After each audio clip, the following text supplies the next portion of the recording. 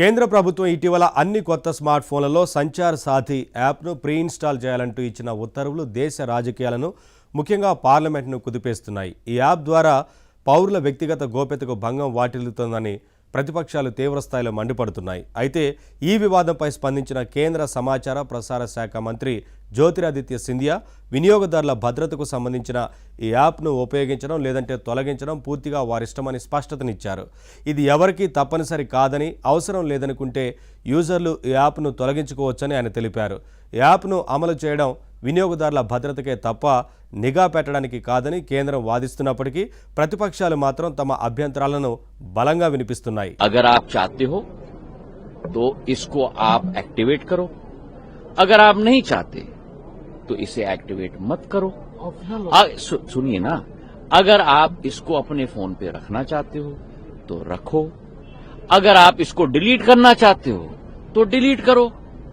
जिस तरीके से उदाहरण के तौर पे आपके फोन पे जब आप फोन खरीदते हो तो उस पे कई एप्स आ जाती हैं, जैसे गूगल मैप्स भी आ जाता है. अब आपको गूगल मैप इस्तेमाल नहीं करना है तो आप डिलीट कर लो. अगर आपको संचार साथी इस्तेमाल नहीं करना है तो डिलीट कर दो. इसका मतलब ये ऑप्शनल है सर. ऑब्वियसली डिलीट कर सकते हो आप, कोई प्रॉब्लम नहीं है. तो बात का बतंगड़ एक मिनट, वही तो हर भ्रम को मैं तोड़ने की कोशिश कर रहा हूँ. ये कस्टमर प्रोटेक्शन की बात है और हर भ्रम को मैं तोड़ने की कोशिश कर रहा हूँ. आपको डिलीट करना है तो आप डिलीट कर दोगे. आप कोई मैंडेटरी नहीं है. आप अगर रजिस्टर नहीं करना चाहते हो, मतलब कि उदाहरण के तौर पे इस ऐप का उपयोग नहीं करना चाहते हो तो रजिस्टर मत करो, वो डॉर्मेंट रहेगा. डिलीट करना है तो डिलीट कर लो.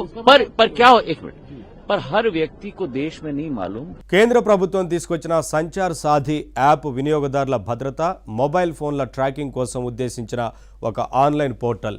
ఈ యాప్ను కేంద్ర టెలికమ్యూనికేషన్స్ విభాగం రూపొందించింది. దేశంలో పెరుగుతున్న మొబైల్ మోసాలను అరికట్టడమే లక్ష్యంగా ఈ యాప్ను తీసుకొచ్చారు. ముఖ్యంగా దొంగిలించబడిన, పోగొట్టుకున్న మొబైల్ ఫోన్లను ఇది ట్రాక్ చేయడంలో ఉపయోగపడుతుంది. అలాగే అక్రమంగా తీసుకున్న సిమ్ కార్డులను గుర్తించడంతో పాటు ఫేక్ కేవైసీలను నిరోధించేందుకు ఈ యాప్ను రూపొందించారు.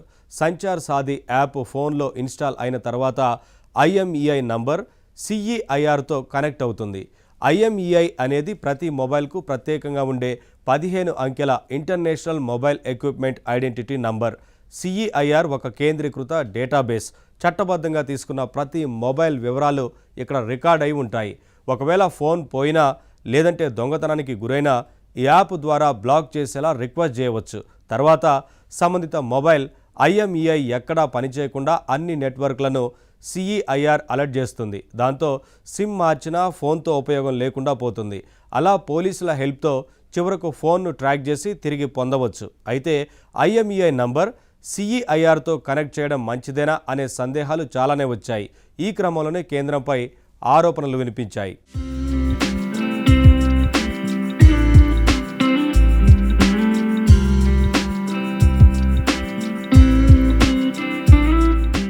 మరోవైపు IMEI నంబర్ను ట్యాంపరింగ్ చేస్తే 3 ఏళ్ల వరకు జైలు శిక్ష, 50 లక్షల వరకు జరిమానా, 2 శిక్షలు విధించేలా టెలికమ్యూనికేషన్స్ చట్టం 2023ను రూపొందించారు. యాప్ను ఉపయోగించి ఇప్పటివరకు 42 లక్షల దొంగిలించబడిన ఫోన్లను నిరోధించినట్లు సంచార్ సాథీ వెబ్సైట్ ప్రకారం తెలిపింది. 7 లక్షల ఫోన్లను తిరిగి పొందగలిగారు.